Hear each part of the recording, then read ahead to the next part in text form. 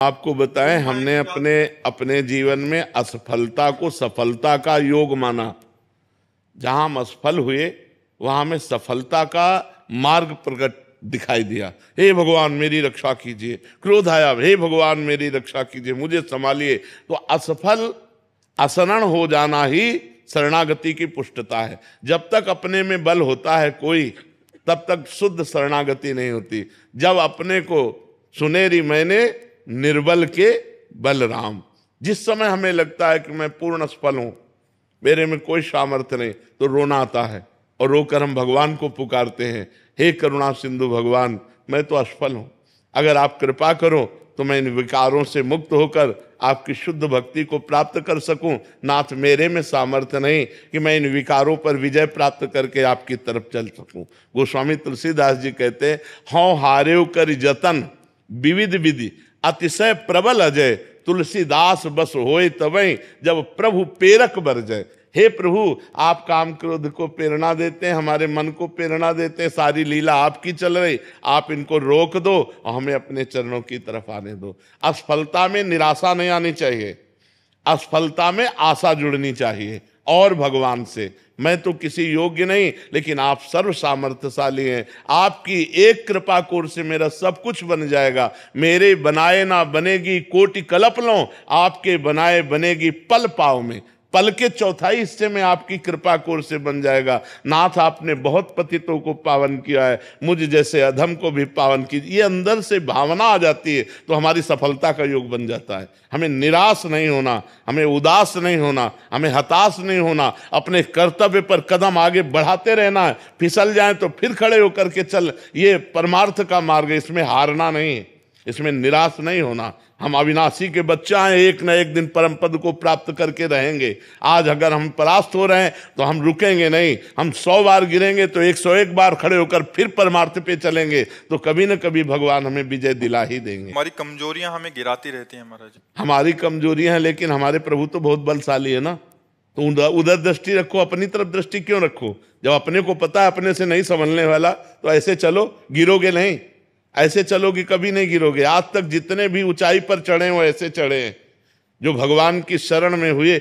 सनकादि ब्रह्म ज्ञानी है, लेकिन हर समय हरि शरणम हरि शरणम हरि शरणम जपते रहते हैं। जो भगवान का नाम जप करता है, भगवान का स्मरण करता है, अपने को असमर्थ देखता है, वही तो परम पद का अधिकारी होता है, वही तो भगवान का कृपा पात्र बनता है। यही दरबार दीन को आदर रीत सदा चली आई। जो अपने को किसी योग्य नहीं समझते वही सर्व योग्य हो जाते हैं, जो अपने को कुछ योग्य समझते हैं वो भ्रष्ट हो जाते हैं, क्योंकि अभिमान नाश का कारण बनता है, पतन का कारण बनता है।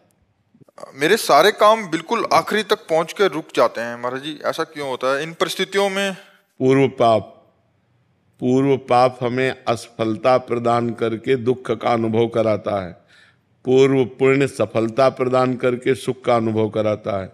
अब उन पूर्व पापों को नष्ट करने के लिए तप करो, भजन करो, व्रत रहो। मान लो महीने में 2 व्रत रह जाओ एकादशी के, और खूब नाम जप करो, कुछ स्तोत्र पाठ करो, तीर्थ याटन करो, जिससे तुम्हारे पाप नष्ट हो जाएं, तो वो तुम्हारे को सफलता प्रदान करेंगे। नहीं, पाप ही असफलता प्रदान करते हैं।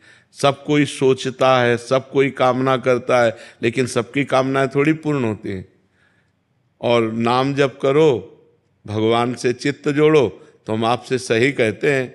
आप सोचोगे कि ऐसा हलवा मिले, तो जैसा सोचा वैसे ही हलवा तुम्हें खाने को मिल जाएगा। जो इच्छा करी हो मन माही, प्रभु प्रसाद कछु दुर्लभ नाही। अब पाप कर्म करो, सोचो कि हमें सुख मिले, तो कैसे मिल सकता है? फिर तो नहीं मिल सकता। जो इच्छा करी हो मन माही, हरि प्रसाद कछु दुर्लभ नाही। अगर खूब भजन कर रहे हो तो जो इच्छा करोगे वो प्राप्त हो जाएगा। अब भजन नहीं, तपस्या नहीं, व्रत नहीं, साधना नहीं, तो फिर किसके बल से कामनाओं की पूर्ति चाहते हो? कामनाएं करते रहो, दुखी होते रहो, चिंता, शोक, भय, मृत्यु, इन्हीं को प्राप्त होता है जीव। इसीलिए सबसे कहते हैं अध्यात्म से जुड़ो, अध्यात्म ही तुम्हें सुख प्रदान करेगा।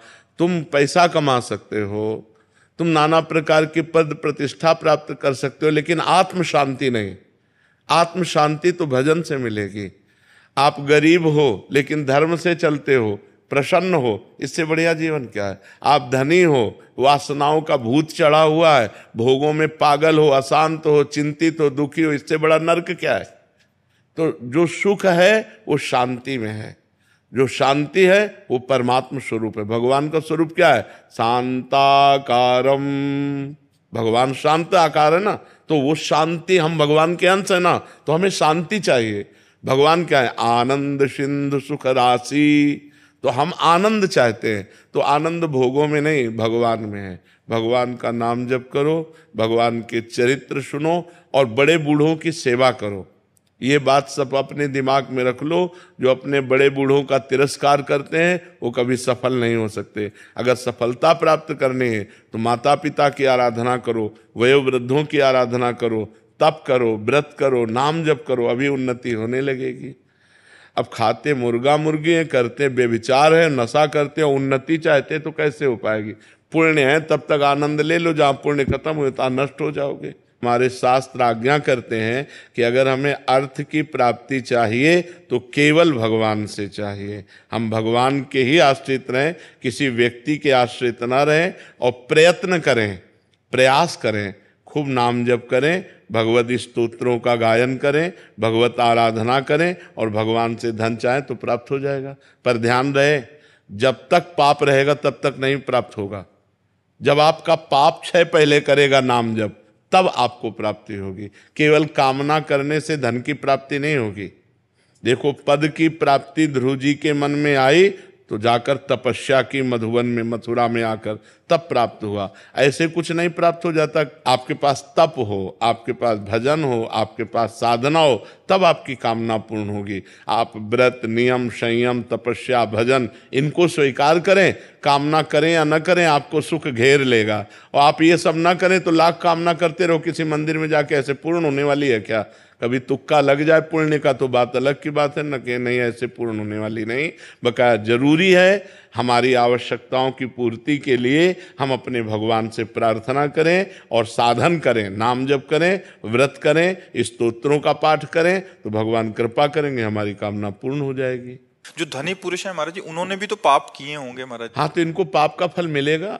हाँ, पाप का फल मिलेगा। अभी पुण्य का फल चल रहा है, इसलिए नहीं विध्वंस हो जाएंगे। जो पाप करेंगे चाहे जितने बड़े धनी हो, मिट्टी में मिल जाएंगे। रावण की खोपड़ी को अपनी गोद में रखकर मंदोदरी कहती, राम विमुख सहाल तुम्हारा, रहा नको कुल रोवन हारा। उससे बड़ा विद्वान, उससे बड़ा धनी, उससे बड़ा बलवान कौन हो सकता है?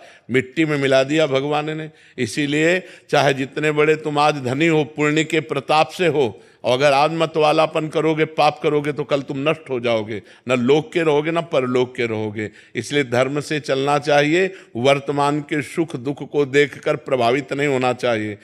कोई धर्म में चल रहा है, दुखी दिखाई दे रहा है, उसका पूर्व का पाप चल रहा है, वर्तमान में बहुत अच्छा चल रहा है। कोई वर्तमान में बहुत गलत चल रहा है और सफलता को प्राप्त हो रहा है, तो उसका पुण्य काम कर रहा है। लेकिन वर्तमान का कर्म जब फल देगा तो नष्ट हो जाएगा, क्योंकि वर्तमान में वो गलत कर रहा है, अधर्म कर रहा है।